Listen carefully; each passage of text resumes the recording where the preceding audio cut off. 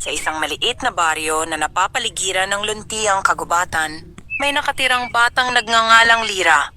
Siya ay 10 taong gulang, payat at may mga matang tila bituin kapag nasisinagan ng araw. Madalas siyang makita ng mga taga-nayon na naglalaro sa tabi ng ilog, naghahabi ng mga koronang gawa sa bulaklak, o kaya na may nag-aalaga ng mga ibon na tila kabahagi ng kanyang kaluluwa. Lumaki si Lira sa piling ng kanyang ina na si Aling Rosa, isang labandera na araw-araw ay nagsusumikap upang may maipakain sa kanilang munting tahanan. Ang kanyang ama naman ay matagal nang nawala matapos magtrabaho sa kabilang lalawigan at hindi na muling bumalik. Sa kabila ng kahirapan, masayahin si Lira at kilala sa baryo bilang batang may mabuting puso. Madalas siyang tumulong sa mga matanda, mag-abot ng pagkain sa mga pulubi, at mag-alaga ng mga hayop na sugatan. Ngunit sa likod ng kanyang masiglang ngiti may nakatagong lungkot si Lira. Gabi-gabi, tuwing pinapatay na ng kanyang ina ang lampara, nagdarasal siya sa mga bituin. Kung totoo man kayo mga diwata, bulong niya habang nakatingala sa kalangitan, sana, tulungan ninyo kaming hindi na magutom. Hindi alam ni Lira na ang kanyang tinig ay naririnig ng mga nilalang ng kalikasan. Sa ilalim ng makapal na kagubatan, kung saan kumikislap ang mga alitap-tap na tila mga bituin sa lupa, naninirahan ang mga diwindi, maliliit na espiritu ng kagubatan na tagapangalaga ng mga halaman, hayop at dalisay na puso ng tao. Isa sa kanila ang nakarinig sa mga panalangin ni Lira.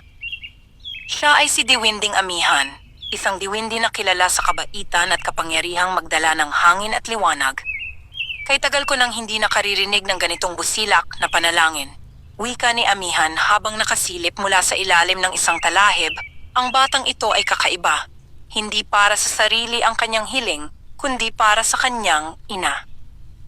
Kinabukasan, habang naglalakad si Lira papunta sa ilog upang magsalok ng tubig, napansin niyang tila mas maliwanag ang paligid.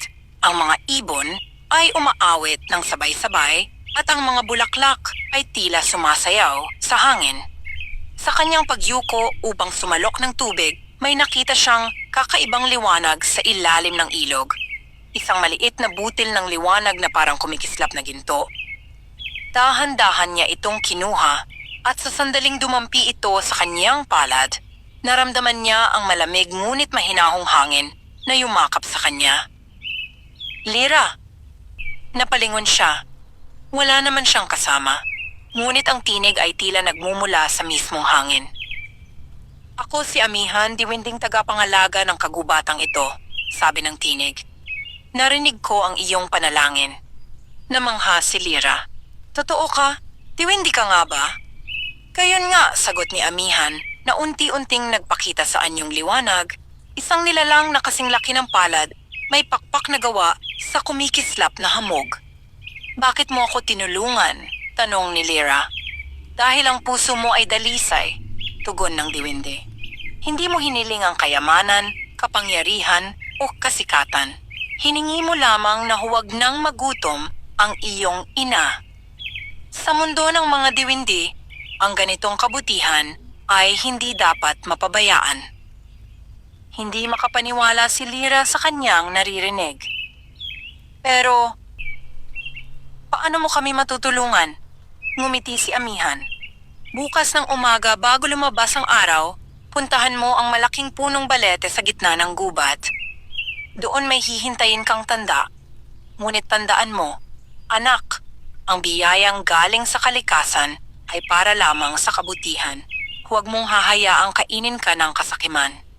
Tumango si Lira, bagaman hindi niya ganap na nauunawaan ang huling babala ng diwindi pag-uwi niya sa bahay, ikinuwento niya sa kanyang ina ang lahat. Ngunit si Aling Rosa ay napailing lamang. Abay anak, baka naman napagod ka lang sa init. Wala nang diwindi ngayon, mga alamat lang iyon. Ngunit nang sumapit ang madaling araw, hindi mapakali si Lira. Naalala niya ang utos ni Amihan, kaya't tahimik siyang tumakas sa bahay at tinungo ang gubat. Ang hangin ay malamig at bawat hakbang ay tila sinusundan ng mga alitap-tap. Pagdating niya sa punong balete, nakita niya ang isang maliit na sanga na kumikislap ng asul. Sa tabi nito, may isang buto ng halaman na may gintong kulay. Kinuha ni Lyra ang buto. Sa sandaling nahawakan niya ito, narinig niya muli ang tinig ni Amihan. Iyan ay buto ng pagpapala. Lyra, itanim mo sa harap ng inyong bahay at huwag mong kalilimutan itong alagaan. Sa bawat araw na may kabutihan kang gagawin, ito ay tutubo. Ngunit kung ang iyong puso ay malilimutan ang kabutihan, ito ay malalanta. Buong galak na umuwi si Lyra at itinanim ang buto sa harap ng kanilang bahay. Iyon ay araw ng pag-asa, ngunit hindi pa niya alam na sa likod ng kabutihang kanyang tinanggap, may mga matang nagmamasid. Mga taong may pusong naiinggit, handang sirain ang anumang pinagpala ng diwindi. Kinabukasan, pagkagising ni Lyra, agad niyang tinungo ang harap ng kanilang bahay upang tingnan ang butong itinanim niya kagabi. Laking gulat niya nang makita niyang tumutubo na ito, isang maliit na halamang may dahong kumikislap na tila gawa sa gintong sinag ng araw. "Nanay, nanay!" sigaw ni Lyra habang tumatakbo papasok sa bahay. "Tingnan mo po, tumubo na ang buto na ibinigay ng diwindi." Lumabas si Aling Rosa, hawak ang basang labahin. Napahinto siya nang makita ang kakaibang halaman. "Abay, Diyos ko, Lyra, ginto ba yan?" Bulong niya habang dahan-dahang hinahaplos ang dahon. "Hindi po, Nay. Iyan po ang buto ng pagpapala. Sabi ni Diwinding Amihan, tutubo ito kapag patuloy akong gagawa ng kabutihan." Napangiti si Aling Rosa. Hindi man niya lubos na nauunawaan ang mga sinasabi ng anak, naramdaman niyang may kakaibang liwanag sa paligid ng kanilang bahay. Mula nang tumubo ang halaman, tila mas sariwa ang hangin, mas masigla ang mga ibon, at ang araw ay mas banayad sa init. Kinahapunan, habang si Aling Rosa ay naglalaba sa ilog, may dumaan na matandang babae na tila nanghihina agad na nilapitan ito ni Lyra. "Lola, maupo po muna kayo rito. Bibigyan ko po kayo ng tubig," sabi niya at agad tumakbo upang kumuha ng tabo. Ngumiti ang matanda. "Salamat, iha. Napakabuting bata mo." "Hindi po bale. Sabi po ng diwindi, kailangan daw pong tumulong sa kapwa para lumago ang halaman," sagot ni Lyra ng masigla. Pag-uwi nila ni Aling Rosa sa bahay, napansin nilang mas lumaki pa ang halaman. Ang mga dahon ay mas kumikintab at sa gitna nito ay tumubo ang isang bulaklak na may gintong sinag. "Anak," wika ni Aling Rosa, "parang himala ang halaman mo. Pero baka may panganib iyan. Baka may mga taong maghangad sa ginto." Ngunit ngumiti lang si Lyra. "Hindi po nila alam, Nay, na hindi ito basta ginto. Isa po itong biyaya ng kabutihan." Ngunit totoo ang sinabi ng ina. Sa kabilang dulo ng baryo, isang babaeng kapitbahay na si Aling Sion ang nakarinig ng tungkol sa gintong halaman ni Lyra. Siya ay kilala sa pagiging mainggitin at sakim. "Gintong halaman?" bulong niya. "Kung totoo man iyon, kailangang mapasa akin iyon. Hindi karapat-dapat ang batang iyon na magkaroon ng ginto."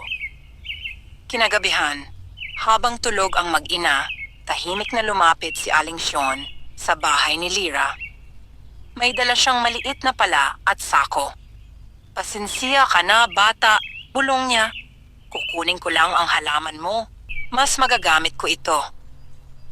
Ngunit bago pa man niya mahawakan ang ugat, umihip ang malakas na hangin. Ang paligid ay biglang kumislap at isang liwanag na asul ang bumalot sa halaman. "Ano ito, Diyos ko?" sigaw ni Aling Sion. Mula sa liwanag lumitaw si Diwinding Amihan, nakalutang sa harap ng halaman. "Hindi mo ito maaaring kunin," anya, malamig ngunit mariing tinig. "Ang halagang ito ay hindi nasusukat sa ginto, kundi sa kabutihang loob. Ang sino mang magtatangkang gamitin ito sa kasakiman ay tatanggap ng kaparusahan." Napaatras si Aling Sion at nang subukan niyang tumakbo, ang lupa ay biglang lumambot, parang putik na sumisipsip sa kanyang mga paa. "Patawad! Patawad!"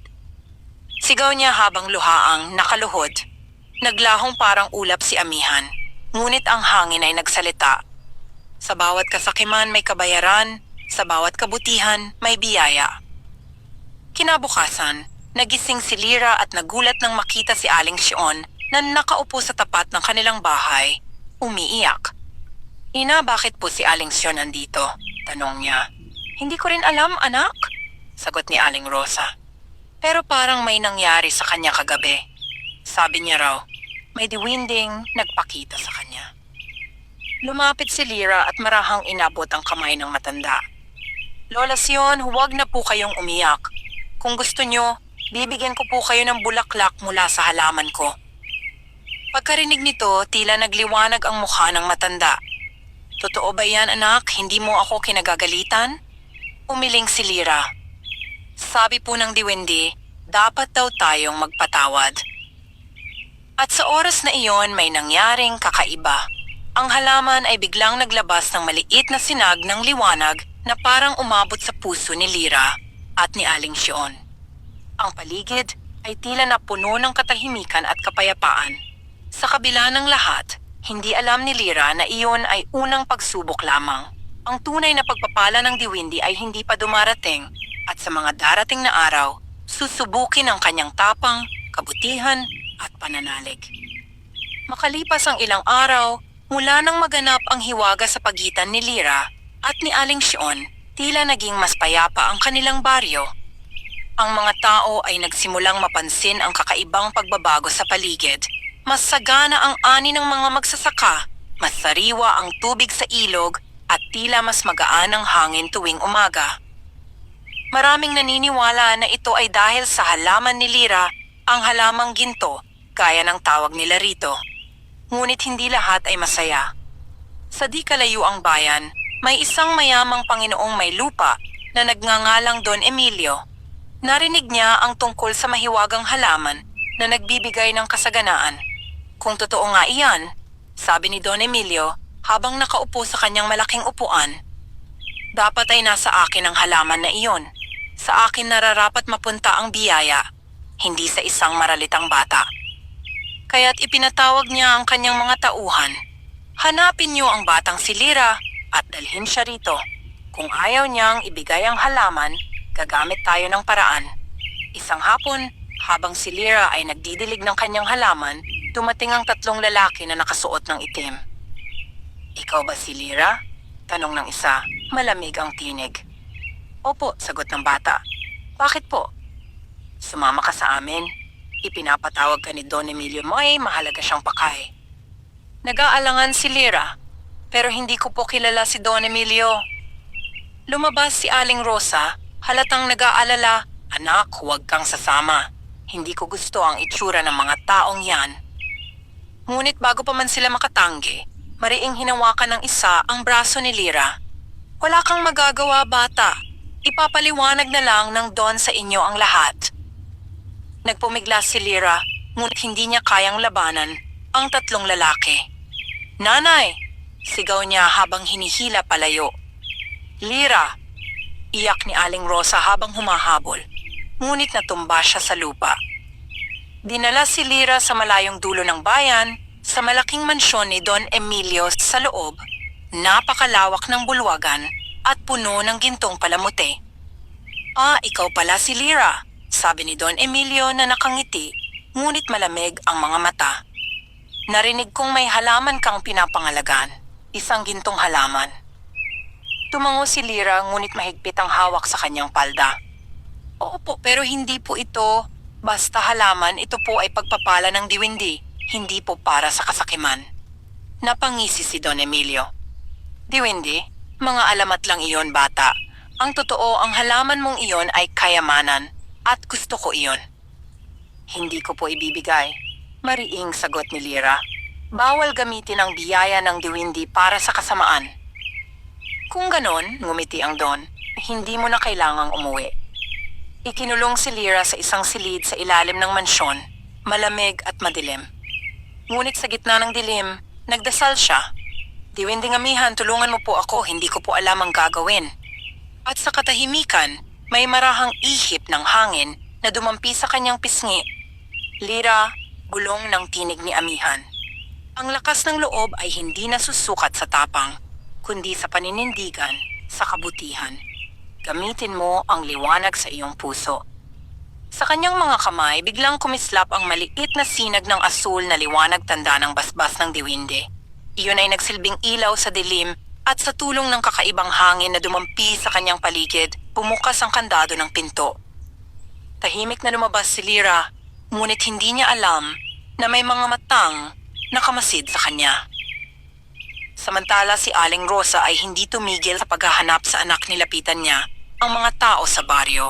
Ngunit takot silang tulungan dahil si Don Emilio ay makapangyarihan. Kung ganon, wika ni Aling Rosa, ako na lang mag-isa, kahit anong mangyari hahanapin ko ang anak ko. Bago siya umalis, napansin niya ang halaman sa harap ng bahay. Ang mga dahon nito ay tila nalalanta. Naramdaman niya ang bigat sa dibdib. Lyra, anak, nasasaktan ka ba? Bulong niya habang hinahaplos ang tangkay. At parang tugon, may isang bulaklak na nalaglag mula sa halaman kumikislap na asul. Dahan-dahan itong lumutang sa hangin at tumungo sa direksyon ng kagubatan. Gabayan mo ako, sabi ni Aling Rosa. Kung ito ang paraan para mahanap ko ang anak ko, susundan kita. Habang tumatakbo si Lyra sa madilim na kagubatan, naririnig niya ang mga tauhan ni Don Emilio na humahabol, hanapin ang bata. Huwag hayaang makatakas. Ngunit bawat hakbang niya ay parang tinutulungan ng hangin, nagiging madulas ang lupa, naglalaho ang kanyang mga yapak, at ang mga sanga ng puno ay tila nagbibigay daan. Sa gitna ng kagubatan, biglang lumiwanag ang paligid. Naroon si Diwinding Amihan, lumulutang sa ibabaw ng ilog. Lyra, huwag kang matakot, wika ni Amihan. Ngunit tandaan mo, may hangganan ng tulong ko. Ang tunay na kapangyarihan ay nasa iyong loob. Lumuhod si Lyra at nagsabing, paano ko po maliligtas ang aking nanay? Paano ko po mapoprotektahan ang halaman? May 3 pagsubok kang haharapin, sabi ni Amihan. Ang unang pagsubok ay tapang at nalampasan mo na ito. Ang ikalawa ay pag-asa at ito'y paparating. Huwag mong kalimutan, ang kabutihan ay may kabayaran, ngunit ito rin ang magliligtas sa inyo. Muling kumislap ang hangin at bago tuloy maglaho si Amihan, iniwan niya si Lyra ng isang maliit na butil ng liwanag na kumikintab sa palad. Gamitin mo ito sa oras ng tunay na pangangailangan, sabi ng diwindi. Nilingon ni Lyra ang madilim na kagubatan, mahigpit na hawak ang liwanag sa kanyang kamay. Alam niyang hindi pa tapos ang lahat. Sa kabilang dulo, habang sinusundan siya ni Aling Rosa at ng bulaklak ng halaman, nagsisimula ng kumulo ang galit ni Don Emilio. Kung hindi ko makukuha ang halaman, anya, sisiguraduhin kong wala nang makinabang sa kanya. At sa gabing iyon, habang ang buwan ay nagkukubli sa ulap, isang masamang balak ang sisira sa katahimikan ng baryo. Madilim ang gabi. Sa tahimik na baryong dating payapa, may mga aninong gumagalaw sa paligid ng bahay ni Lyra. Ang mga tauhan ni Don Emilio ay bumalik upang tuparin ang kanyang utos. Kung hindi natin makukuha ang halaman, sabi ng isa sa kanila, sunugin na lang natin ang bahay. Walang dapat makinabang sa mahiwagang halaman na yan. Tahimik nilang binuhusan ng langis ang mga dingding ng bahay at sa isang iglap, sumiklab ang apoy. Nagising si Aling Rosa sa amoy ng usok. Nang tumingin siya sa labas, halos hindi na niya makita ang langit, puro apoy at alinsangan. Diyos ko, sigaw niya, Lyra, ang halaman. Walang pag-aalinlangan, pumasok siya sa gitna ng apoy upang abutin ang halaman na nakatanim sa harap ng bahay. Hindi kita pababayaan, anak, bulong niya habang umiiyak. Ngunit sa halip na masunog, napansin niyang ang paligid ng halaman ay hindi tinatablan ng apoy. May liwanag itong asul na tila humaharang sa init. Sa sobrang pagkamangha, halos hindi niya napansin na ang apoy ay papalapit na sa kanya. Sa gitna ng kaguluhan, isang bulalakaw ng liwanag ang bumagsak mula sa langit. At sa gitna nito, lumitaw si Diwinding Amihan. Aling Rosa, sabi ng diwindi, hindi mo kailangang magsakripisyo ng mag-isa. Ang kabutihan mo ay narinig ng hangin. Itinaas ni Amihan ang kanyang mga kamay at isang malakas na bugso ng malamig na hangin ang nagpalipad sa apoy. Sa loob lamang ng ilang saglit, ang apoy ay napawi at ang bahay ay tila muling bumalik sa dati nitong anyo maliban sa ilang abo sa paligid. Ngunit nang lumingon si Aling Rosa, wala na ang halaman. Sa halip, may naiwan lamang na isang gintong binhi na kumikintab sa lupa. Nasaan ang halaman? Tanong niya nanginginig. Ang halaman ay lumipat sa kaligtasan, tugon ni Amihan. Dahil may panganib na paparating, ngunit huwag kang mag-alala, Lira ay ligtas. Ang inyong mga tadhana ay muling magtatagpo. Samantala si Lira ay patuloy na tumatakbo sa gitna ng kagubatan. Ang liwanag na iniwan sa kanya ni Amihan ay nagsisilbing ilaw sa madilim na landas. Ngunit habang naglalakad, naramdaman niya ang kakaibang lamig. Isang malamig na hangin na may halong takot. Mula sa dilim, lumitaw ang isang itim na anino na parang usok na may hugis ng tao. Sino ka? Tanong ni Lira, nanginginig. Isang tinig na paos ang sumagot. Ako ang diwinding itinakwil ng liwanag. Ako si Dumarog, ang diwinding ng kasakiman. Lumapit ang anino. Ang ganda ng puso mo, bata. Napakalinis. Ibigay mo sa akin ang liwanag na iyan at bibigyan kita ng lahat ng gusto mo ginto, pagkain, tahanan, para sa iyong ina. Umiling si Lira. Hindi ko kailangan ng ginto. Ang gusto ko lang ay makasama si nanay. Ha, hangal, sigaw ng anino.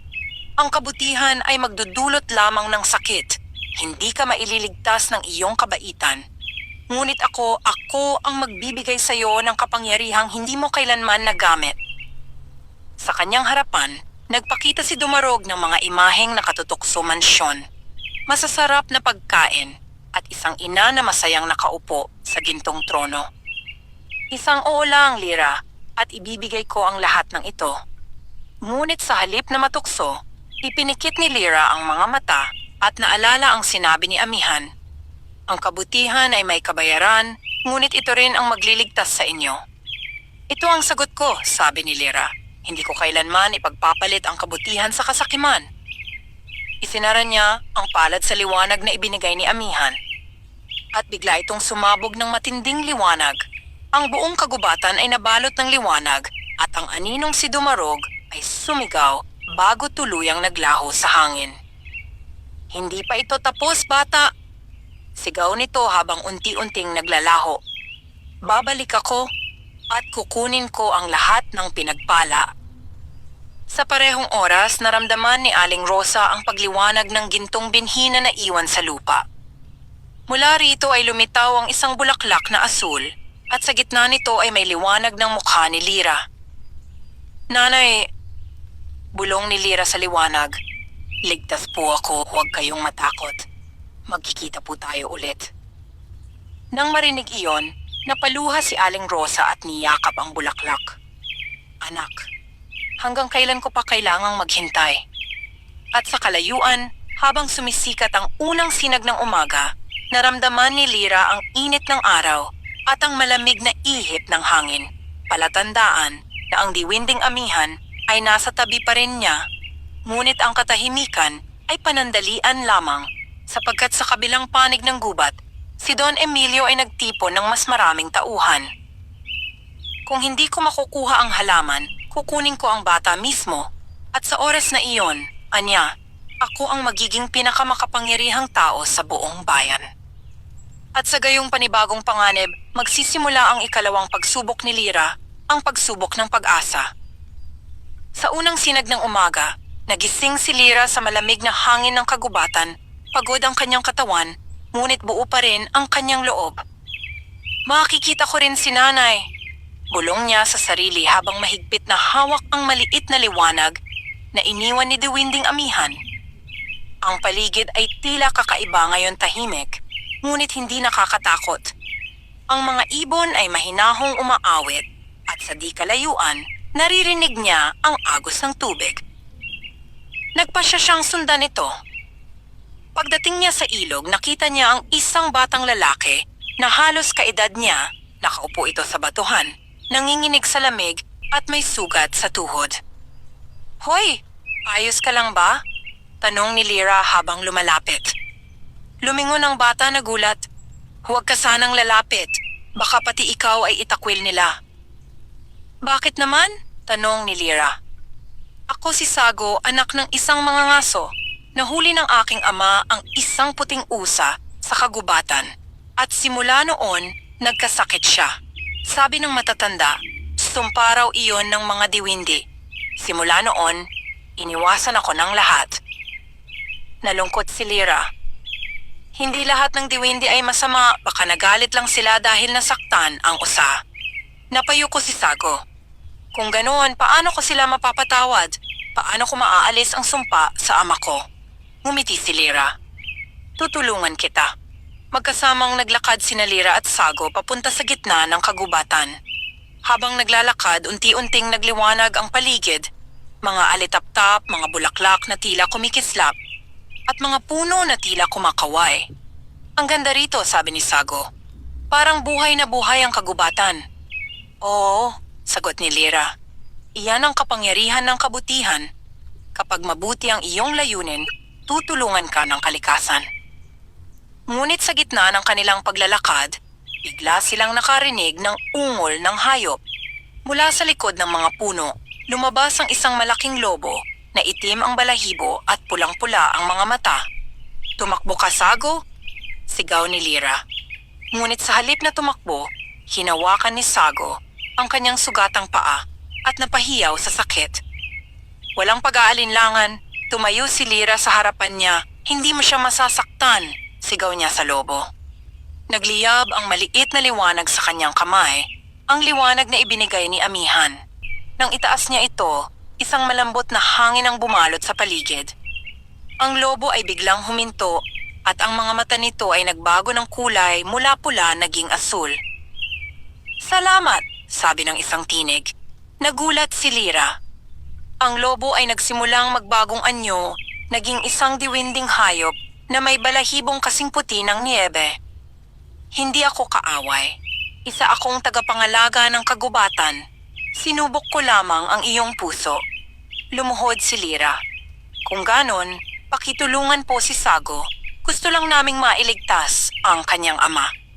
Ngumiti ang diwinding hayop. Kung ganon, sundan ninyo ang ilog hanggang sa dulo. Doon ninyo matatagpuan ang puno ng alaala. Sa ilalim nito, may ilaw na maglilinis ng anumang sumpa. Ngunit tandaan, hindi lahat ng sugat ay kayang pagalingin ng liwanag. May iba na kabutihan lamang ang lunas. Sabay na naglakbay sina Lyra at Sago hanggang sa marating nila ang tinutukoy na puno. Napakalaki nito at ang mga ugat ay tila yumayakap sa lupa. Sa gitna ng puno ay may munting bukal na kumikislap ng asul na liwanag. Diyan natin ilulubog ang kamay mo, sabi ni Lyra.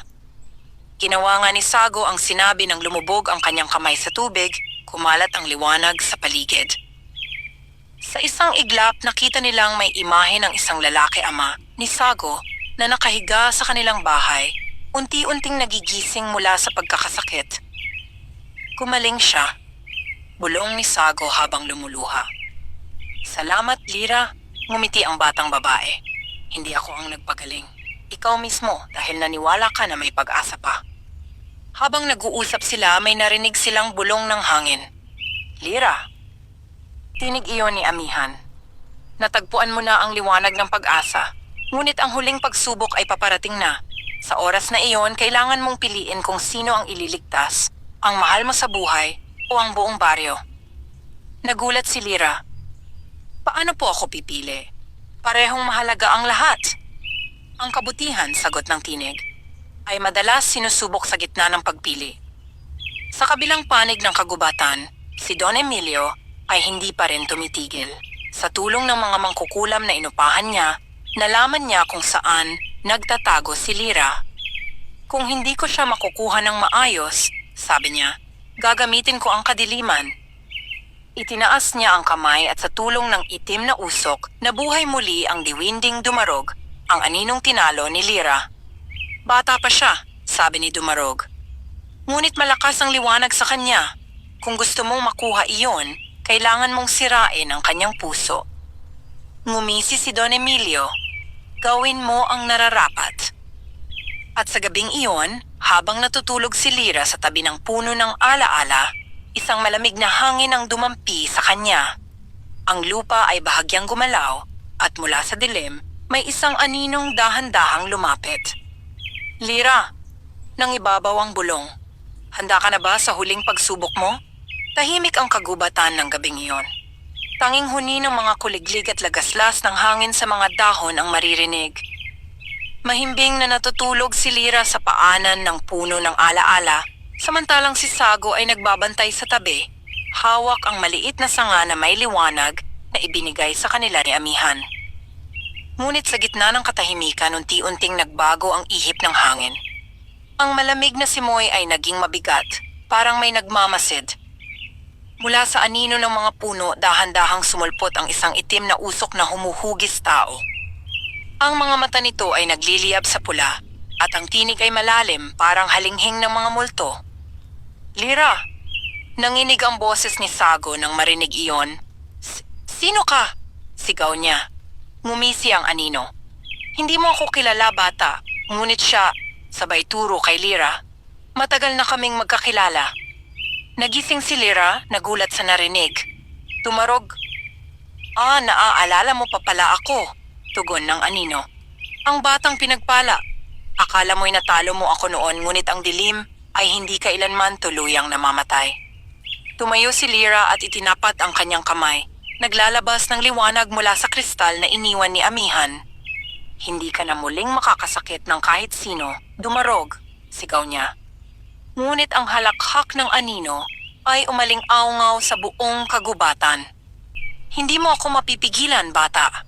Ang liwanag mo ay nagmumula sa pag-asa, ngunit ano kung mawala iyon? Bigla nitong iniunat ang kamay at sa isang iglap lumitaw ang imahe ng kanyang ina, nakagapos, umiiyak. Nanay! Napasigaw si Lyra. Nasa kamay ko siya, wika ng anino. Kung gusto mong mabawi ang iyong ina, isuko mo sa akin ang liwanag na iyan. Sa sandaling iyon, magiging isa ka sa amin. Naluha si Lyra. Naramdaman niya ang bigat ng desisyon. Kung isusuko ko ang liwanag, madidilim ang buong kagubatan. Ngunit kung hindi ko ibibigay, masasaktan si nanay. Lumapit si Sago at hinawakan ang kanyang balikat. Lyra, huwag kang maniwala. Ang dilim ay manlilin lang. Hindi mo kailangang pumili sa kasinungalingan. Ngunit dumagdag ang sigaw ng kanyang ina. Anak, tulungan mo ako, Lyra. Napaluhod ang bata, umiiyak. Paano ko siya maililigtas? Ang tinig ng liwanag. Sa gitna ng kanyang pag-iyak, muling lumiwanag ang kristal sa kanyang kamay. Lyra, isang banayad na tinig ang nagmula rito, ang tinig ni Diwending Amihan. Anak, tandaan mo ang turo ng mga diwende. Ang tunay na pag-ibig ay hindi kailanman nagpapasuko ng kabutihan. Kung totoo ang iyong pagmamahal, hindi kailangang sirain ang liwanag upang mailigtas ang mahal mo. Napapikit si Lyra at sa kanyang dibdib ay unti-unting sumiklab ang matinding liwanag. Tumayo siya, pinahid ang luha. Hindi kita susundin, dumarog. Hindi ko ibibigay ang liwanag dahil alam kong mababawi ko si nanay sa tamang paraan.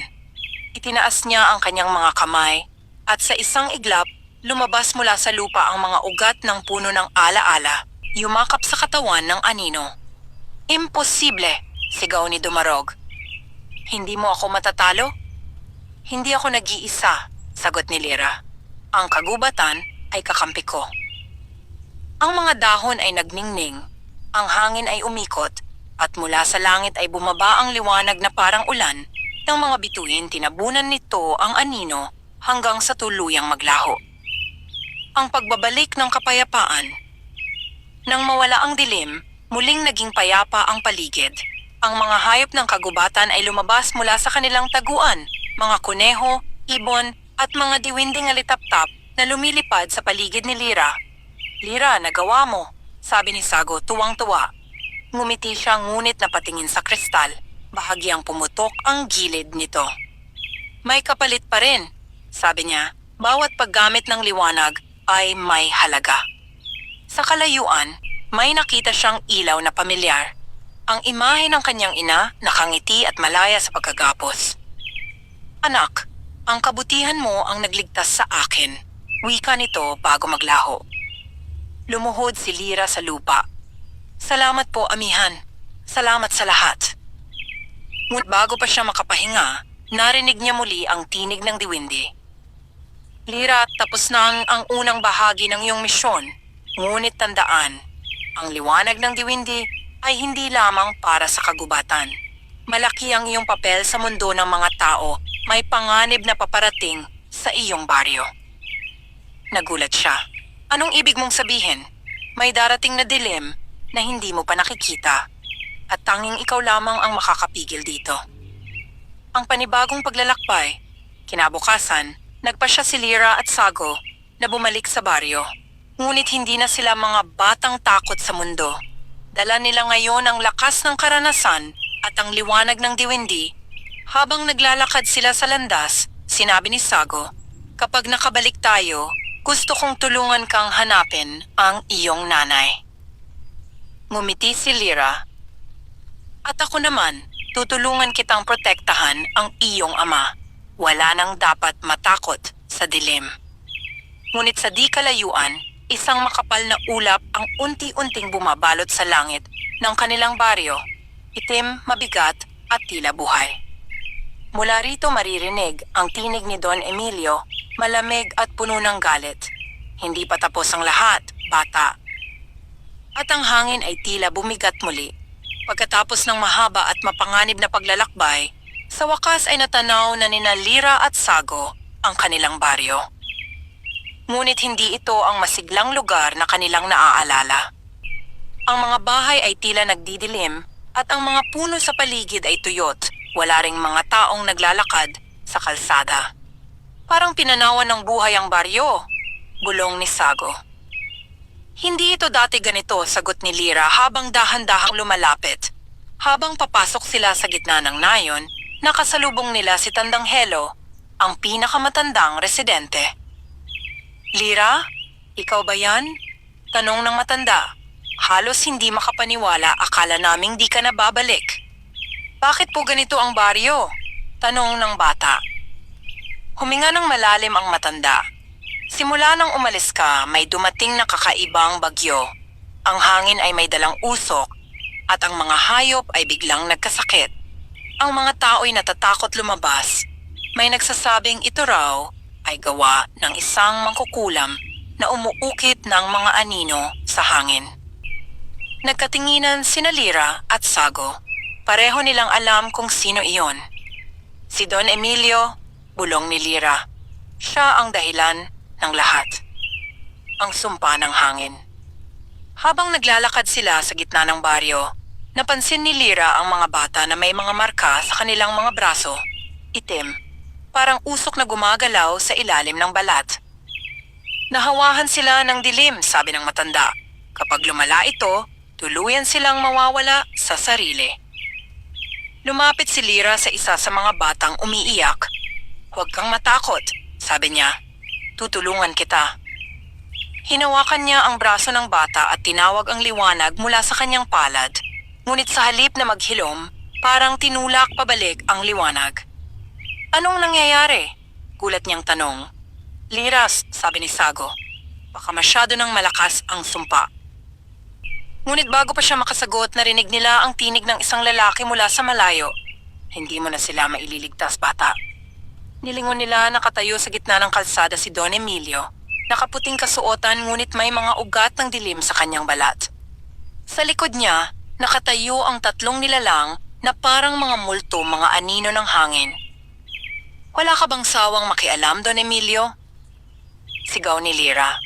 "Hindi ako ang masama rito," sagot ng lalaki. "Ako ang tunay na pinili ng mga diwata noon, ngunit tinanggal nila sa akin ang biyaya. At ngayon, kukunin ko pabalik ang nararapat sa akin." Mabilis ang pangyayari. Inutusan ni Don Emilio ang mga anino ng hangin na salakayin si Lyra. "Lyra, umiwas ka!" sigaw ni Sago. Ngunit tumama ang isang hangin sa kanya at itinapon siya sa lupa. Tinawag ni Lyra ang liwanag mula sa kanyang palad. Amihan, gabayan mo ako. Lumabas ang isang malaking liwanag na naging kalasag, tinataboy ang mga anino, ngunit ramdam niyang unti-unting nauubos ang kanyang lakas. Hindi sapat ang liwanag mo laban sa akin, sigaw ni Don Emilio. Ang kapangyarihan ko ay galing mismo sa pinakaugat ng dilim, ang sumpang hangin ng silakbo.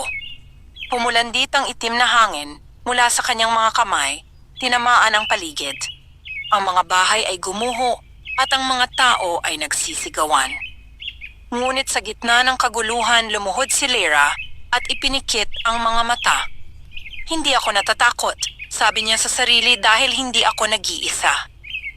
Sa sandaling iyon, nagliwanag ang kanyang buong katawan, mas maliwanag kaysa dati.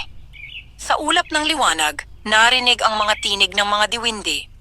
Ang bata ng liwanag, ang puso ng pag-asa. Muling bumukas ang kanyang mga mata. Sa kanyang likuran, lumitaw ang mga anyo ni Amihan, Bulawan at Silab, tatlong diwinding tagapangalaga ng mga elemento. Hindi mo siya matatalo, Don Emilio, wika ni Amihan. Dahil ang kanyang lakas ay nagmumula sa kabutihan, hindi sa galit. Ngunit mumisi lamang ang lalaki. Kung ganon, tingnan natin kung hanggang saan aabot ang kanyang kabutihan. Ang pagsagip sa mga bata. Habang naglalaban si Lyra at Don Emilio, dahan-dahang gumagalaw si Sago upang mailigtas ang mga batang inaalihan ng sumpa. Hinawakan niya ang mga ito at sumigaw, "Lyra, kailangan nila ng liwanag mo." Muling naglabas ng kapangyarihan si Lyra ngunit imbes na itutok sa kalaban, itinuro niya sa mga bata. Lumabas ang mga sinag ng liwanag mula sa lupa at isa-isang naglaho ang mga marka sa kanilang mga braso. Ang mga bata ay muling nakangiti. Hindi mo dapat ginamit ang lakas mo para sa kanila. Galit na sigaw ni Don Emilio. Sayang ang pagkakataon mong manalo. Ngumiti si Lyra hinihingal. Mas pipiliin kong iligtas ang inosente kaysa talunin ang kaaway. Biglang gumuhit ang liwanag sa langit. Ang mga diwindi ay sabay-sabay na kumilos. Tinaboy ang hangin ng dilim pabalik sa pinagmulan nito. Hindi pa tapos to, sigaw ni Don Emilio bago siya tuluyang lamunin ng itim na ulap. Ang panandaliang katahimikan. Pagkatapos ng laban, muling bumalik ang sigla sa baryo. Ang mga puno ay muling nagkaroon ng dahon at ang mga tao ay lumapit kay Lyra. "Maraming salamat, anak," sabi ng tandang Hello. "Ikaw ang pag-asa ng baryo." Ngumiti si Lyra, ngunit may lungkot sa kanyang mga mata. Hindi pa tapos ang lahat. Ramdam kong babalik pa siya at mas malakas na siya sa susunod. Lumapit si Sago. "Kaya natin yan, Lyra. Hindi ka nag-iisa." Tumango siya. "Tama ka. Pero kailangan ko ring hanapin si nanay. May koneksyon siya sa kapangyarihang ito. Alam kong siya rin ay ginagalaw ng diwata." Pagkatapos ng laban kay Don Emilio, muling bumalik ang liwanag sa baryo. Ang mga bata ay muling naglalaro, ang mga hayop ay malayang nakikihalubilo, at ang hangin ay sariwa na parang bagong umaga. Ngunit sa kabila ng kasiyahan, tahimik lamang si Lyra, nakaupo sa ilalim ng punong mangga. Hawak niya ang kristal na bahagyang basag, ang regalong iniwan ni Diwinding Amihan. Lumapit si Sago, dala ang mga prutas. "Lyra, hindi ka rin kumakain. Ayos ka lang ba?" tanong niya. Ngumiti si Lyra ngunit bakas ang lungkot. "Sago, ramdam kong may kulang pa. Hindi ako mapalagay. Parang may tinig na patuloy na tumatawag sa akin." "Baka si Amihan yon?" "Hindi," sagot ni Lyra habang tinitigan ng kristal, tinig ng isang tao. Isang boses na matagal ko nang hinahanap. "Si nanay mo?" bulong ni Sago. Tumango si Lyra. "Oo, at pakiramdam ko, nasa panganib siya."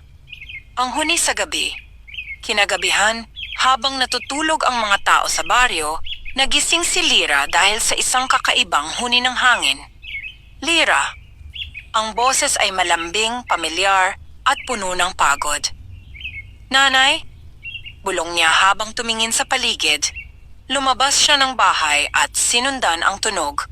Ang liwanag ng buwan ay tumatama sa mga dahon, At sa di kalayuan, may isang anyong babae na tila gawa sa liwanag at hamog.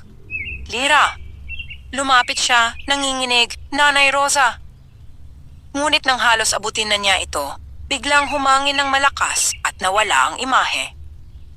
Naiwan lamang sa lupa ang isang piraso ng lumang pendant. Hugis bituin, may ukit ng mga diwinding simbolo. Pinulot ito ni Lira. Ito nga ang suot ni Nanay. Bigla siyang nilapitan ni Sago na nagising din. Lira, saan ka pupunta? Babalikan ko si Nanay, sagot niya. At alam ko kung saan ko siya makikita. Kinabukasan, naglakbay sina Lira at Sago patungong bundok ng Alon. Isang lugar na pinaniniwala ang tirahan ng mga nawawalang kaluluwa ng diwinde. Habang umaakyat sila, mas lalong nagiging malamig ang hangin. Ang mga ulap ay bumabalot sa kanilang paligid at tila may mga matang nagmamasid mula sa dilim. Lira, sigurado ka bang ito ang daan? Tanong ni Sago. Oo, ang pendant ni Nanay ay umiilaw tuwing naririto tayo. Isa itong gabay. Sagot niya habang pinagmamasdan ang kumikislap na bituin sa kaniyang palad. Pagdating nila sa tuktok, tumambad sa kanila ang isang lumang dambana na yari sa puting bato. Sa gitna nito ay may isang malaking salamin na tila tubig, ngunit hindi ito gumagalaw. Parang mahiwagang daan, wika ni Sago. Hindi lang daan, sagot ni Lira. Ito ang pintuan ng diwata. Itinaas niya ang pendant at biglang nagliwanag ang paligid. Mula sa salamin ay lumabas ang isang mahinang tinig. Lira, anak ko. Lumabas mula sa salamin ang imahe ni Nanay Rosa. Ngunit hindi siya tao kalahating, diwindi kalahating mortal. Nanay, sigaw ni Lira habang lumapit. Ngunit itinapat ni Rosa ang kamay. Huwag muna anak, may dapat kang malaman. Anong ibig mong sabihin? Ang dugo mo ay hindi tulad ng iba. Ang iyong ama ay mortal, ngunit ako ay diwinding tagapangalaga noon, tagabantay ng mga hangin ng kabutihan. Iniwan ko ang mundo ng diwindi para sa pag-ibig sa iyong ama, ngunit dahil sa aking kasalanan, kinuha ako pabalik. Kung ganon, nanginginig ang boses ni Lira. Ako ay kalahating diwindi? Tumango si Rosa. Oo. At dahil dyan, ikaw ang tanging may kakayahang balansehin ang liwanag at dilim. Ngunit anak, may panganib si Don Emilio ay hindi lamang isang tao. Siya ay dating tagapagbantay din ng diwindi na tinukso ng kapangyarihan. Nagulat si Lira. Kaya pala alam niya kung paano gamitin ang mga hangin ng dilim. Anak, sabi ni Rosa, kapag muling nagtagpo ang inyong kapangyarihan, isa lamang sa inyo ang maaaring manatili. Kaya't kapag dumating ang oras na iyon, napahinto siya, nangingilid ang luha. Kailangan mong piliin kung sino ang dapat manatili sa mundo. Ang biglang pagbabalik ng dilim. Bago pa makasagot si Lira, biglang yumanig ang lupa. Ang langit ay nagdilim at mula sa likod ng dambana, sumulpot ang itim na usok mas makapal, mas mabigat kaysa dati. Isang tinig ang umalingaw-ngaw. Salamat, Rosa. Sa wakas nahanap ko na ang iyong anak. Lumitaw mula sa ulap si Don Emilio, ngayon ay halos tuluyang naging nilalang ng dilim.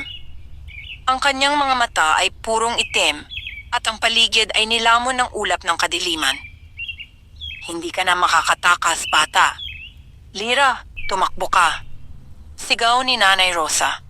Ngunit imbes na tumakbo, itinapat ni Lira ang kanyang kristal at ang pendant.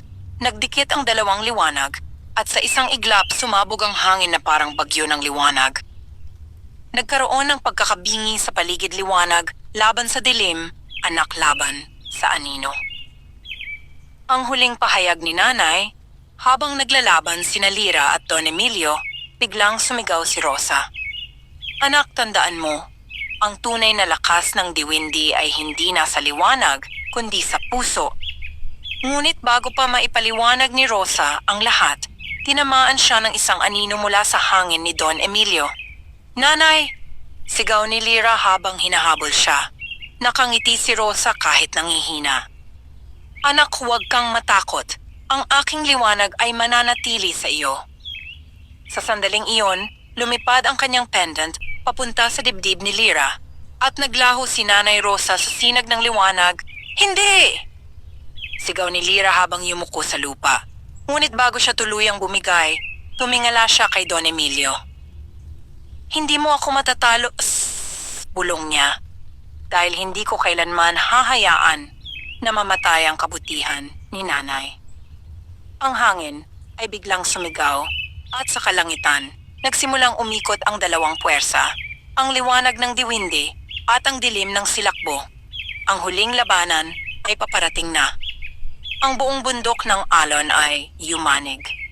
Ang langit ay nagdilim at ang mga ulap ay umikot sa hugis ng isang malaking bagyo. Sa gitna ng kaguluhan, nakatayo si Lyra, nakataas ang kamay habang nagliliyab ang kanyang katawan sa liwanag ng diwindi.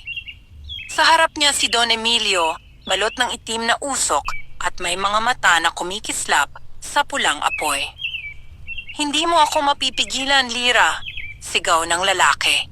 Ako ang karapat-dapat na tagapangalaga ng kapangyarihan ng mga diwindi. Hindi ikaw. Ang tunay na tagapangalaga, sagot ni Lyra, ay hindi humihingi ng kapangyarihan para sa sarili, kundi upang magligtas ng iba. Lumipad si Don Emilio sa ere, naglabas ng mga hangin ng dilim na parang mga palaso. Tumama ito sa lupa at nagliyab ng itim na apoy. Ngunit itinaas ni Lyra ang kanyang mga kamay at mula sa kanyang palad ay lumabas ang liwanag ng mga ulap. Nagbanggaan ang dalawang puwersa dilim laban sa liwanag, puot laban sa pag-asa. Hindi mo ako matatalo, bata, sigaw ni Don Emilio habang naglalakad sa gitna ng usok. Ginawa ko ang lahat para makuha muli ang biyayang itinanggi sa akin. Hindi mo ito nawala, sigaw ni Lyra. Ikaw ang sumira nito sa sarili mo. Habang patuloy ang labanan, biglang nagliwanag ang paligid. Lumitaw sina Amihan, Pulawan, at Silab ang tatlong diwindi na dating nagbabantay kay Lyra. Anak ng hangin, wika ni Amihan. Ang oras ng huling pagsubok ay dumating. Gamitin mo ang lahat ng elemento ng kabutihan, hangin, apoy at ilaw at pag-isahin ang iyong puso. Tumango si Lyra, ipinikit niya ang kanyang mga mata at inalala ang lahat ng natutunan. Ang kabutihan mula kay Amihan, ang tapang mula kay Bulawan, at ang pag-ibig mula kay Nanay Rosa. Nang buksan niya muli ang mga mata, sumabog mula sa kanyang katawan ang tatlong kulay ng liwanag: asul, ginto at puti.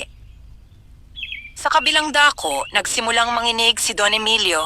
Hindi! Hindi ako papayag na muling ipagkait sa akin ang kapangyarihan.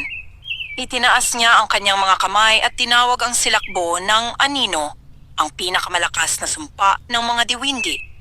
Mula sa lupa ay lumabas ang mga haligi ng usok na humigop sa paligid. Nilalamon ang mga puno at bato. Ang langit ay nagkulay itim at tanging ang mga mata ni Lyra ang nagbibigay liwanag.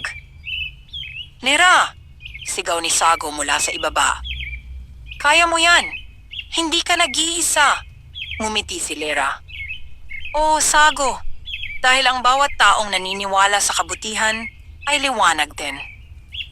Inilagay ni Lyra ang kanyang kamay sa kanyang dibdib kung saan nakalagay ang pendant ni Nanay Rosa. Nanay, gabayan mo ako. Biglang umikot ang hangin sa kanya at sa kanyang paligid ay nagpakita ang imahe ng kanyang ina, nakangiti at payapa. Mahal kong anak, ang liwanag ng diwindi ay nasa iyong puso. Hindi mo kailangang labanan ang dilim. Yakapin mo ito at pagalingin. Pagalingin? Bulong ni Lyra. Nang muling lumapit si Don Emilio upang umatake, imbes na kontrahin, niyakap ni Lyra ang gitna ng bagyo. Itinaas niya ang kanyang dalawang kamay, pinagsama ang liwanag at dilim sa isang malaking pagsabog. Ang lahat ay nabulag sa liwanag. Nang humupa ang liwanag, ang paligid ay tila bumalik sa dati luntiang kagubatan, sariwang hangin at katahimikan. Sa gitna ng clearing, nakahandusay si Don Emilio, ngunit wala na ang galit sa kanyang mga mata. Tapos na ba? Tanong ni Sago habang nilalapitan si Lyra. Tumango si Lyra, nakaluhod at pagod. Wala na ang nandilim. Nawala na ang sumpa. Ngumiti si Don Emilio mahina. Ngayon ko lang, nakita ang tunay na liwanag. Salamat, Lira. At unti-unti siyang naglaho bilang alikabok ng hangin, iniwan ang isang butil ng kristal na asul, tanda ng kanyang kaluluwa. Habang nakatitig si Lira sa kristal, biglang nagliwanag ito. Mula sa liwanag ay lumitaw ang imahe ni Nanay Rosa, mas maliwanag at payapa kaysa dati. Anak! Nanay! Sigaw ni Lira habang lumapit, nangingilid ang luha. Ngumiti ang babae. Natupad mo na ang iyong tadhana. Pinag-isa mo ang liwanag at dilim. Dahil dyan, maibabalik ang balanse sa mundo ng diwende at ng mga tao. Hindi mo na ba ako makakasama, Nanay? Hindi ngayon, anak, ngunit lagi akong nandito. Sabay turo sa puso ni Lira. Sa loob mo. Lumuhod si Lira, humahagulgol. Pangako, Nanay, ipagpapatuloy ko ang kabutihan. Ngumiti si Rosa bago tuluyang naglaho, na iwan ang banayad na simoy ng hangin at isang bulong. Ang kabutihan ay hindi nagtatapos sa liwanag, anak. Ito ay nagsisimula sa pag-ibig. Ang katahimikan. Pagkatapos ng laban, pagbalik nila sa baryo, sinalubong si Lira ng mga tao. Buhay na naman ang lupa, sigaw ng mga magsasaka. Ang mga hayop ay bumalik. Ngumiti si Lira. Hindi ako mag-isa sa tagumpay na ito. Lahat kayo ay liwanag. Lumapit si Sago na kangiti. Anong gagawin mo ngayon? Babalik ako sa kagubatan, sagot ni Lira. Doon ko ipagpapatuloy ang tungkulin ni Nanay bilang tagapangalaga ng balanse. Habang papalayo siya, muling umihip ang hangin. Sa mga ulap ay narinig niya ang boses ni Amihan. Pinagpala ka, Lira, anak ng diwindi. Ngunit tandaan, may panibagong simula sa bawat pagtatapos. Lumipas ang ilang taon mula nang magwakas ang labanan sa pagitan ni Lira at ni Don Emilio. Muling bumalik ang kapayapaan sa baryo ng San Alan at ang kagubatan ay muling nabuhay sa sigla. Ang mga puno ay mas luntian, ang mga ilog ay malinaw, at ang hangin ay may dalang kakaibang halimuyak na tila nagpapaalala sa lahat ng kababalaghang minsan ay naganap doon. Ngayon, ang dating batang mahina at takot sa mundo ay isa ng dalagang tagapangalaga ng liwanag. Tinawag siya ng mga tao bilang Lira ng Liwanag, ang pinagpalang anak ng mga diwindi. Tuwing umaga, lumalakad si Lira sa gubat upang alagaan ang mga halaman at hayop. Ang kanyang mga kamay ay nagbibigay buhay sa mga tuyong dahon at ang kanyang tinig ay nagpapatahimik sa galit ng hangin. Si Sago, ang kanyang matalik na kaibigan, ay laging nasa kanyang tabi, tumutulong sa pangangalaga ng mga sagradong lugar. Lira, sabi ni Sago isang araw habang nagbabantay sila sa tabi ng ilog, akala ko matapos ang labanan, matatapos na rin ang iyong tungkulin. Ngumiti si Lira. Ang kabutihan, Sago, ay hindi kailanman nagtatapos. Kapag tumigil ang tao sa paggawa ng mabuti, muling sisibol ang dilim. Napatingin si Sago sa langit. Totoo nga, pero hindi ka ba napapagod? Napapagod din ako, sagot ni Lira. Ngunit sa tuwing naiisip ko si Nanay, ang kanyang boses, at ang mga diwindi, muling lumalakas ang puso ko. Isang gabi, habang tahimik na nagmamasid sa ilalim ng mga bituin, biglang nagliwanag ang kagubatan. Mula sa mga dahon ay bumaba ang tatlong sinag ng liwanag, asul, ginto, at puti. Lumitaw sina Amihan, Bulawan, at Silab. Nakangiti at mas maliwanag kaysa dati. Anak ng hangin, wika ni Amihan, natupad mo na ang iyong tadhana. Ngunit ngayon, dugtong ni Bulawan, panahon na upang piliin mo ang iyong sariling landas, hindi na lamang bilang anak ng diwindi, kundi bilang tao. Napaisip si Lira, bilang tao? Oh, sabi ni Silab, ang liwanag na binigay namin sa iyo ay hindi upang manatili kang kakaiba. Ibinigay ito upang maging gabay mo sa paghubog ng bagong mundo, isang mundo kung saan ang tao at diwindi ay magkasama. Mula noon, nagsimulang magtayo si Lira ng bahay ng liwanag, isang tahanang bukas para sa lahat ng nawalan ng pag-asa. Doon, tinuturuan niya ang mga bata ng kabutihan, pagtutulungan at paggalang sa kalikasan. Marami sa mga batang ito ay ulila tulad niya noon. Isang batang lalaki ang lumapit minsan at nagtanong, "Ate Lira, totoo po bang may mga diwindi?" Ngumiti si Lira at hinaplos ang ulo ng bata. "Oo, totoo sila. Pero hindi mo kailangang makita para maniwala. Kapag may kabutihan sa puso mo, naroroon sila." At sa sandaling iyon, sumipol ang hangin sa paligid at ang mga bulaklak sa paligid ay sabay-sabay na namukadkad. Isang gabi ng kabilugan ng buwan, nagising si Lira dahil sa kakaibang liwanag sa labas. Paglabas niya, nakita niya sa gitna ng hardin ang butil ng kristal na iniwan ni Don Emilio. Ngayon ito ay kumikislap sa mapayapang liwanag. Habang nakatingin siya rito, narinig niya ang tinig ng kanyang ina, si Nanay Rosa, na tila dumadaloy sa hangin. "Anak, ginampanan mo ang iyong tungkulin, ngunit tandaan ang bawat puso ay may sariling diwa ng diwindi.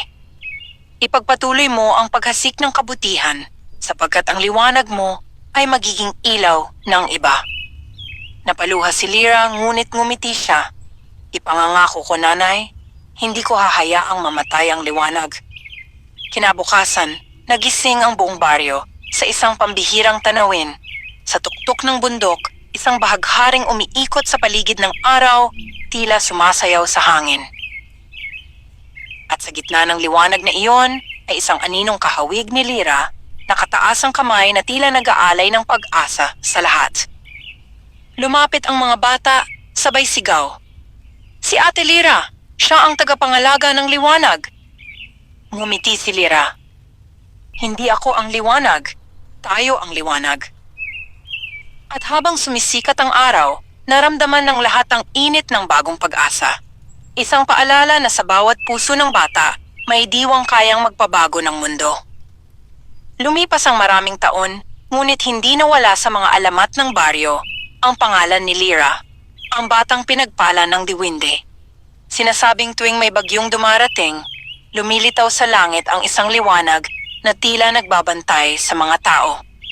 At sa bawat simoy ng hangin maririnig ang bulong, ang kabutihan ay hindi nagwawakas sa dilim, sapagkat ang bawat puso ay tahanan ng liwanag. Wakas.